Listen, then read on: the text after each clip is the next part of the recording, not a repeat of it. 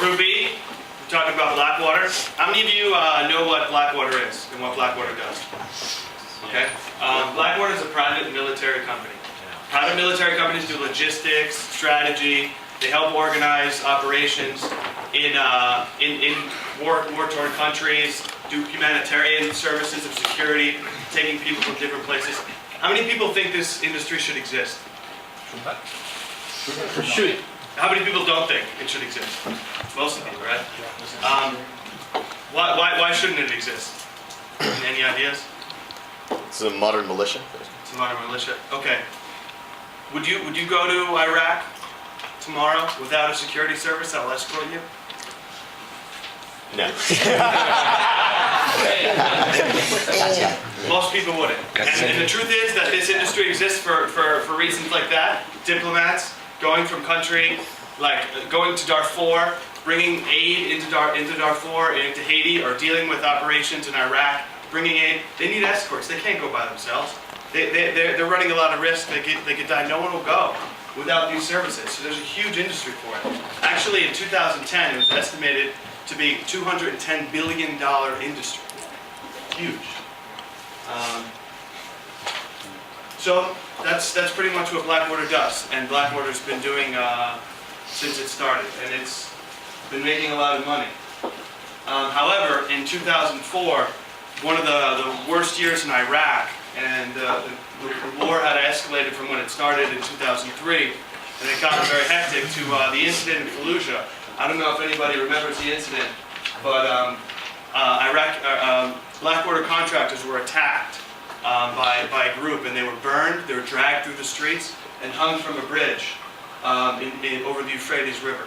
And this made news, and it went all over the place. And during that time period, just after that event, actually, as you can see, the contracts just went through the roof. Their operations in Iraq, the United States government, were really stretched. Other countries pulled out of Iraq, and they had to really use these services. They needed it. It had to happen. To do all sorts of things, like working with diplomats, bringing aid, controlling areas, things like that. And they actually escalated into things that, you and I probably don't think, what George was probably referring to, you and I don't think is something that they should be doing. Doing combat operations. Like, what is that? Who are these people? What's going on? And I've got a little video to show you about the issue that we want to address.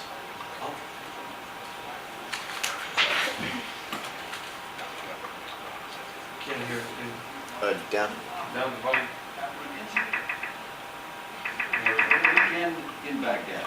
Channel Laurel Erickson has the story. The State Department's convoy moved through western Baghdad protected by Blackwater security agents, one of the most profitable private armies in the world. Suddenly a car exploded. Reportedly there was gunfire from several directions. The hired soldiers stepped out, and overhead 2 Blackwater helicopters opened fire onto the square. 11 civilians killed. Today, the Iraq government wants Blackwater's hired guns out of the country. If they're lawless in Iraq and the Iraqi government can't stop them, why will they be within law in California? Political activist Rick Jacobs says Californians could wind up seeing Blackwater's So, this is the image they've got. After this event, they killed 17 people. The government of Iraq was furious. The people of Iraq all upset about this. They want an explanation. And before this time, a lot of things that were happening in Iraq didn't really have any defined laws. They had diplomatic immunity, like many contractors do in foreign countries. They were going and doing things, and shooting at people, especially after what happened in Fallujah. They had a bunch of people, a bunch of their friends killed, so they got a little trigger happy, and that became almost industry standard.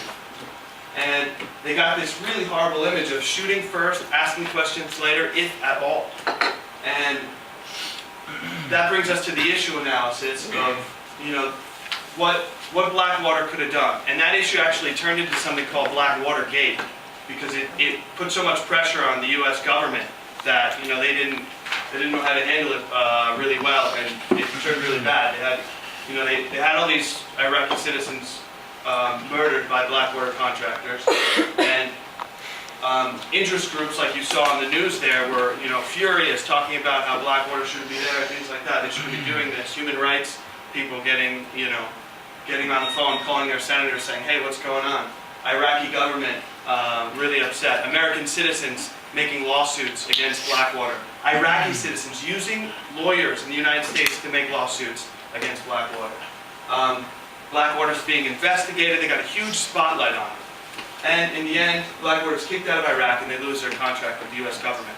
That contract actually represents 90% of their revenues. So what they could have done in terms of their strategic positioning is they could have tried to start affecting this situation early on. When they saw what happened in Fallujah, they could have had a different response. They could have tried to get out there and say, hey, look, we also do humanitarian aid. We also bring diplomats. We also do other things. Trying to get involved in the legislation, trying to stop the legislation from being formed around them and against them, rather than to help them do the job they do that the U.S. government really needs. And their strategic focus on compliance and damage control just basically didn't happen. And you'll see that, I have another video here, that they kind of admit to this. They realize that they didn't really have a good strategy. Their strategy was Blackwater blames the Iraqi government blames the U.S., and the U.S. throws Blackwater under the bus. They're just like, hey, you guys, you're done. You're done. Get out. I don't care. I don't want any more of these problems. It's a political issue, and you're out of here. So they get kicked out of Iraq. And there's other market responses that you can tell, because the Prince, who was the CEO, steps down this year. They changed their name to Z. It's spelled funny. Anyway, they lost their government contracts, and they were they were running into all these problems because they didn't integrate their strategy well. They didn't use their great market strategy to protect their non-market strategy. They have a reputation as being the best company in the military contractor industry. They have never had an injury or a death of any of the diplomats that they've escorted, any of the people they've escorted. And that's why they've been doing so well. However, that's also gotten them the reputation for being, murderers. And in the end, this strategy backfires. And they admit to it in this interview. Guys, most of them are decorated military veterans from either Iraq or Afghanistan already. So why is it so wrong then? Why is there this perception, do you think, that exists about Blackwater? General misunderstanding because we've not been able to communicate what we do and what we don't do these last few years. In our interview, Eric Prince was eager to communicate Blackwater's version of...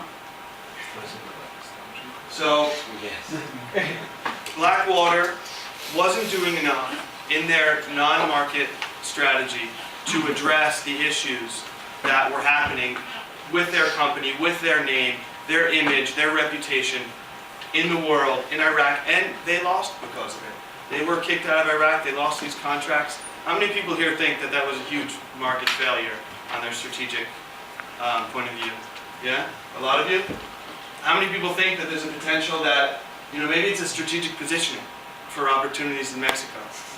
Anyone?